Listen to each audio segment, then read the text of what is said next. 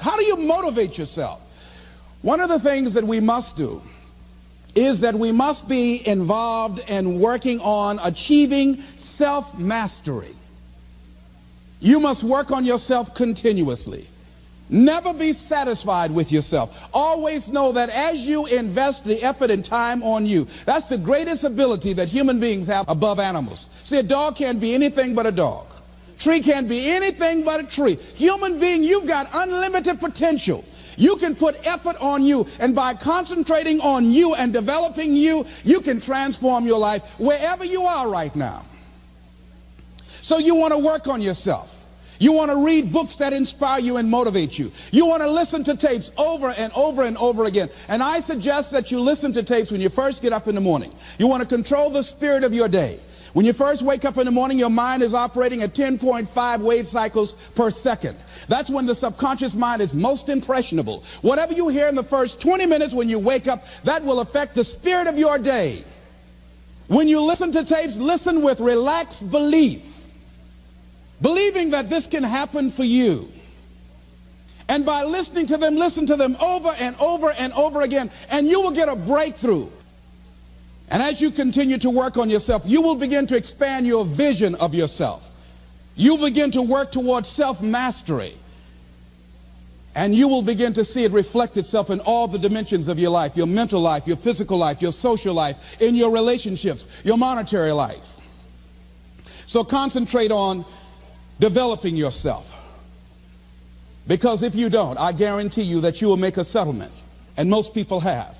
In addition to working on yourself, and as you work on yourself, you feel good about yourself, and as you feel better about yourself, you treat yourself differently. Develop a health plan.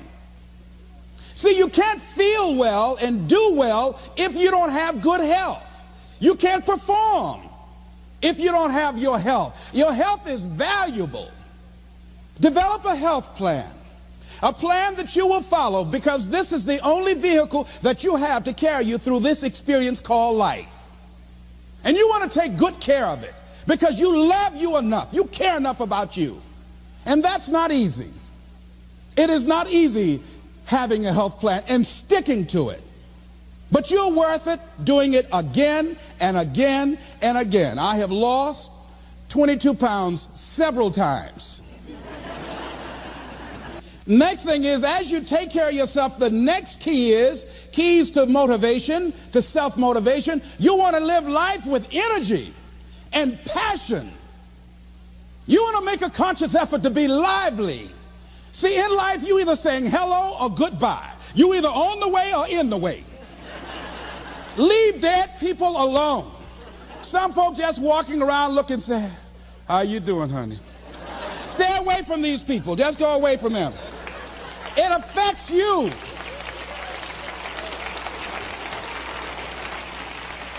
You want to smile. You want to be happy. You got a lot to be thankful for. But you watch some of the faces around you every day. And I tell you, some of these faces, they will put you in a depressed state of mind. So you want to avoid these kind of faces. When you see them coming, turn your head. Next thing is that you want to monitor your inner conversations. The things that you say to yourself. You want to watch them, and in watching them, you want to take charge. You don't really need to read anything. Forget all that. That's that inner conversation. Oh, you don't need to worry about trying to go into your own business. Forget that. You can't do that. What if you lose everything you've got? That inner conversation that stops you from doing the things you want to do less, don't do that.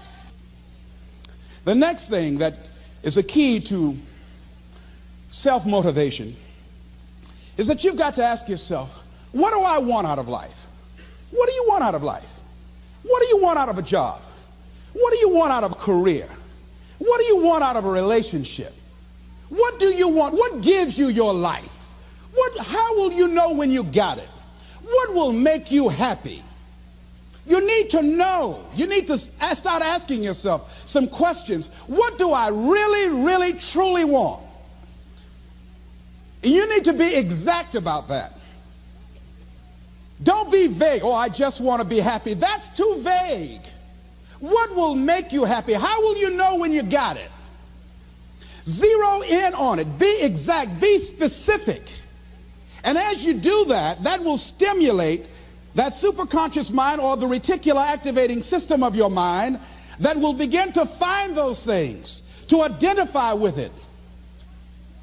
And once you begin to determine that which you want, take the time to write it down.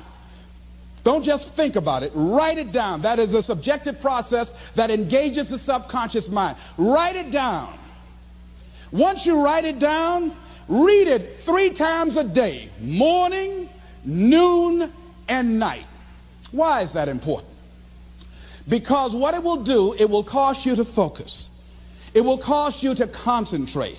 When that other conversation is going on telling you what you cannot do, telling you all of the impossibilities and all of the obstacles, your concentrating will begin to create a larger vision within yourself, and you'll start looking for and seeing some new opportunities. You start creating some openings for yourself.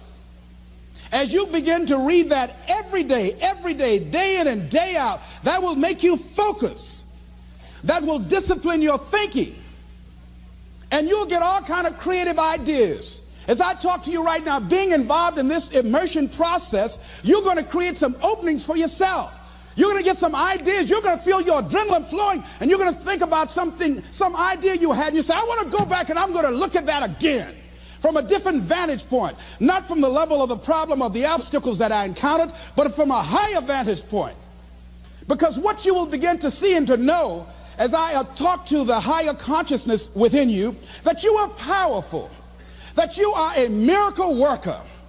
And that inner conversation has conditioned you to believe that you are not. And as you begin to discover the truth of who you are, whatever challenge that you're facing in life, and if you're living, you're facing some challenge, you'll begin to know that you're powerful and that you're a miracle maker. So as you begin to write down exactly what it is that you want, read it every day.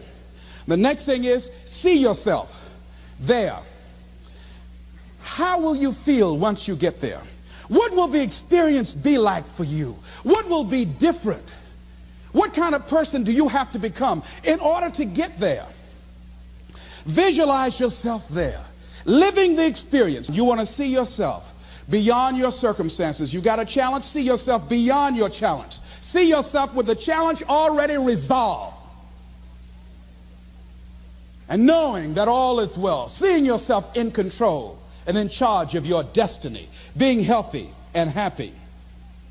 The next thing is, it is important in the area of motivating yourself, it's important to know why you're doing it. Because that mind will say, why bother? Why go through all this? This is too hard. No, throw in the towel. It's not worth it. Has it ever said that to you before? Here's how you can handle that. Here's how you override that. Write down 5 reasons why you deserve it. Why do you deserve what you want? Why you? Why do you deserve it? What meaning and value will it bring to your life? What's so different about you that you deserve your goal or this goal? And when you write down those 5 reasons, when you have some down moments, and you're going to have them, when that conversation starts talking to you, and it's going to talk to you, what you will do is you can pull that out and read it, and it will build you up. It will be your rod and your staff to comfort you through some challenging moments, because you're going to have some. Life will knock you between the eyes. It will catch you on the blind side, come out of nowhere, stuff you can't anticipate that will knock the wind out of you. You want to give up. That's why it's important for you to work on yourself, listening to tapes, building yourself up, talking to yourself with power, feeling, and conviction, building yourself up day in and day out. The next thing is that whatever you do, you want to develop technical mastery. You want to be the best at what you do. You want to master it. See, part of self-motivation is you've got to find something that gives you a strong sense of competence. Well, you become known for that. You develop a reputation of being good at doing that. You set some high personal standards for yourself. You're not competing with anybody else. You're just unfolding yourself to be the best person that you could be. that you want to give the best quality service that you can give, because that is a statement about who you are. The other thing that's the key to self-motivation is recognize the fact that you're going to get into some slumps. Recognize the fact that you're going to encounter a great deal of failure in life. It goes with the territory. But in the face of that, you want to be relentless. When you want something, you don't expect everybody to say, oh, come on in. Oh, you want this? Oh, great. We want to give this to you. You're such a nice person. You're doing it for your family, aren't you? Great. No, life isn't like that. But you've got to decide that I'm going to be fearless. I refuse to be denied. And I'm going to go all out. I'm going to be relentless. I don't care how many no's I encounter. The next thing is that when you want something out of life, you've got to be willing to go into action. Don't wait around for things to be just right. Don't wait for things to be perfect. Don't wait for the ideal situation. It will never be ideal. There will always be a reason. Well, as soon as the children grow up, as soon as I pay my bills, or as soon as I get my divorce, as soon as I get enough money together, do what you can, where you are with what you have, and never be satisfied. A lot of people never take a chance in life. They don't want to take any chances. They want the situation to be ideal. See, that's not walking by faith. That's walking by sight. If I can see it, I'll do it. No. That's a lot of people saying, if I can see it, I'll believe it. No. If you believe it, you can see it.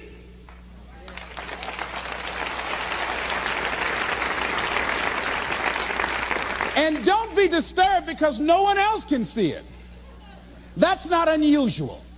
That is ordinary. But because you want some different kind of results in your life, you've got to be willing to be unreasonable. If you want unreasonable results in your life, you've got to be willing to be unreasonable. Part of being unreasonable, you don't judge according to appearances. Part of being unreasonable, you can see it because you believe it.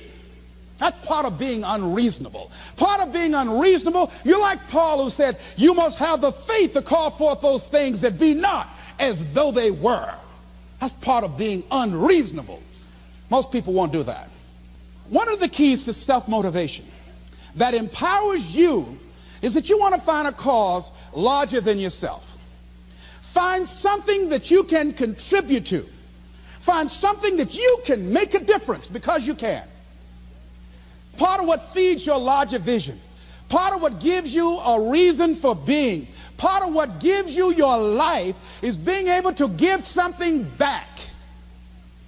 Say, I can't afford to give anything. You can't afford not to give. Give your time. Give your talent. If it's nothing, just to go over there and lick envelopes. I don't know exactly what I'm going to do, but I'm going over there. It's part of my tithing in the universe. Once you develop that special sense of mission, and that's what you develop when you're part of a larger cause than yourself, it drives you. You don't need an alarm clock to get up in the morning. You have special power. You'll go places and folk will like to be around you. They will know there's something different about you. When you go in, they'll say, hey, that's somebody important. I want to know who you are. I just want to be near you. That energy that you have, that consciousness that you will embody, will affect everybody around you.